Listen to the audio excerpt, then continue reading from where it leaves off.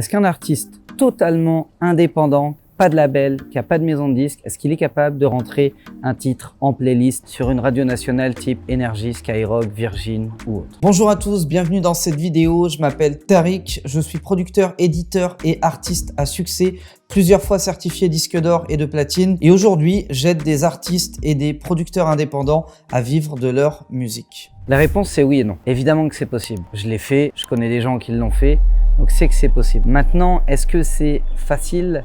Et est-ce que c'est quelque chose qui est assez courant? La réponse est non. C'est un cas sur des centaines, c'est extrêmement difficile et c'est très rare d'y arriver sans une structure qui vous accompagne. Pourquoi? Parce que ce qu'il faut comprendre en fait, c'est le mécanisme des radios. Quand vous êtes programmateur radio, et qui plus est, quand vous êtes programmateur radio d'une grosse radio nationale, votre enjeu, c'est pas le succès de l'artiste. Vous en avez rien à foutre à la limite. Votre enjeu, c'est les points d'audimat que votre radio fait. C'est de faire de l'audience littéralement. Donc si vous êtes la radio numéro 1 du moment, votre seule préoccupation le matin quand vous êtes en comité d'écoute et qu'on vous soumet des titres, c'est est-ce que ce titre-là va m'aider à gagner plus de parts d'audience ou pas? Si la réponse est oui, vous le rentrez. Si la réponse est non, vous le rentrez pas et vous passez à autre chose. Donc à partir de là, de quelle manière est-ce qu'un artiste indépendant va avoir la possibilité de se retrouver face à un décideur média aussi gros, Radio Nationale, on parle pas de n'importe quoi, et surtout comment est-ce qu'il va être en mesure de l'influencer alors qu'ils se connaissent pas et qu'ils se sont jamais parlé? La méthode pour moi la plus efficace, elle va se décliner en 2 temps, voire peut-être même en 3 temps, mais surtout en 2 temps. Le premier temps, c'est de développer votre visibilité et de développer surtout la visibilité du titre. Une radio nationale ne jouera jamais un titre d'un artiste inconnu que personne ne connaît, littéralement. Sauf si derrière, il y a évidemment une maison de disque, une collaboration avec le numéro 1 mondial du moment, etc. etc. Mais ça, c'est une autre affaire.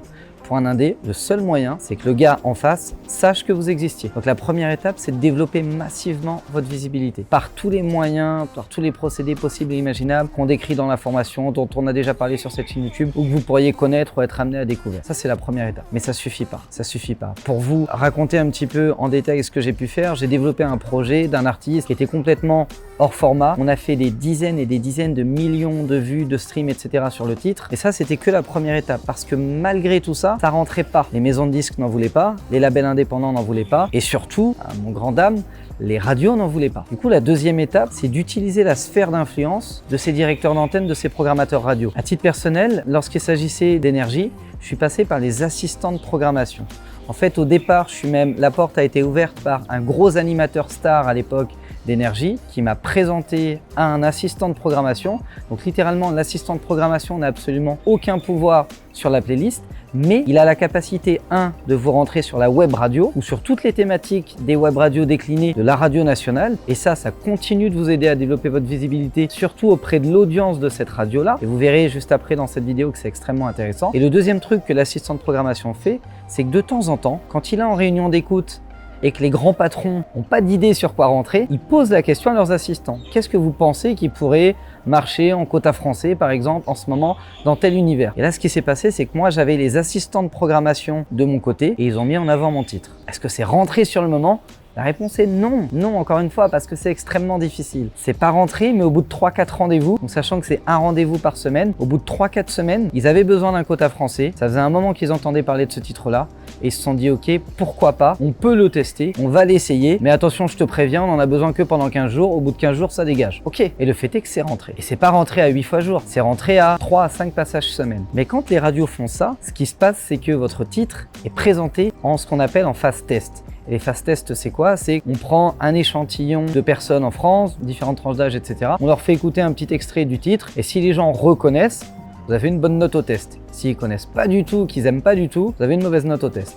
Et là, en l'occurrence, nous, pour ce titre-là, comme on avait fait un gros travail de développement en amont, quasiment tout le monde connaissait, quasiment tout le monde aimait le titre, on est sorti numéro 1 des tests devant les plus grosses stars du moment. Et là, ça a été très simple. L'assistante prog est revenue, elle a dit voilà patron, on l'a rentré il y a 15 jours, les tests sont tombés, ils sont numéro 1 des tests, on fait quoi? Le boss a dit tu réfléchis pas 5 minutes, tu me le passes à 4 fois jour. Et c'est comme ça que ça a pété. Et après, il y a encore un travail de développement à faire, c'est quand vous avez énergie qui vous joue 3-4 fois jour, faut engager une bonne équipe d'attachés de presse, faut aller chercher tous les médias de province les plus intéressants, faut faire des plateaux radio, faut être sur le terrain, faut occuper la place entre guillemets et progressivement le buzz prend. La radio qui vous jouait 4 fois jour se met à vous jouer 8 fois jour. Toutes les autres radios qui vous jouez histoire de voir si ça prend se mettent à vous bombarder et vous faites littéralement un tube. Donc oui, c'est possible de rentrer sur ces antennes-là en étant totalement indépendant, sans maison de disque et sans rien. Mais oui, c'est aussi extrêmement difficile et c'est vraiment pas donné à tout le monde. Il y a un gros facteur chance, il y a un facteur timing, il y a un facteur opportunité, feeling, relation, réseau souterrain vraiment venu d'en bas. Parce que ça, c'est aussi un truc qui m'a marqué, c'est que c'est jamais les gens d'en haut qui vous tirent vers le haut, c'est toujours les gens d'en bas qui vous poussent vers le haut. Donc ça vient toujours de la base. D'abord le public, la fanbase, ensuite les premiers adeptes, notamment là c'était cet animateur star d'énergie, et ensuite les assistants de prog. Donc littéralement, et j'ai rien contre vous les amis, mais ceux qui font le café, qui trient les CD ou machin, et ensuite la programmation. Et là ça a pété.